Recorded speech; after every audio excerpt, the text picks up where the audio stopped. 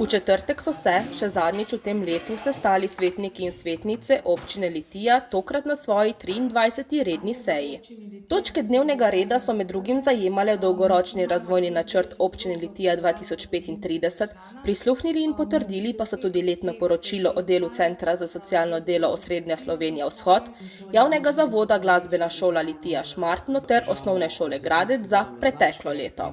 Župan pa je podal tudi nekaj informacij o aktualnih projektih v občini.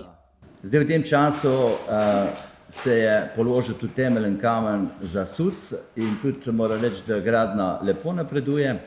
Potem smo imeli na obisku vlado v zasavski regiji. Zdaj moram reči, da me je glede na določene odzive pred obiskom vlade v javnosti res pozitivno presenetila ocena vlade, da so naši protipoplavni ukrepi res celoviti in kvalitetni. To je bilo izrečeno za strani tudi ministra Novaka ob zaključku. Smo dobili eno tako potrditev tudi z druge strani, da res delamo prav.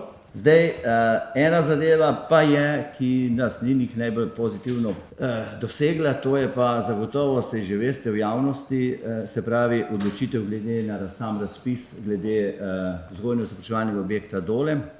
Jaz moram jasno povedati, da zdaj nam drugega ni preostalo, da bomo zadevo se pravi ustreznimi pravnimi sredstvi osporavali. Ta spor bo vložen že v letošnjem letu in prepričan sem, da bomo na koncu tudi uspeli. Po končani seji je sledil tradicionalni županov sprejem v avli občine Litija s podelitvijo županovih zahval, ki so jih tokrat prejeli. Organizator etape dirke po Sloveniji začetkom v Litiji, Razvojni center Srca Slovenije, Zavod Sopotniki in pevski zbor Svetega Nikolaja.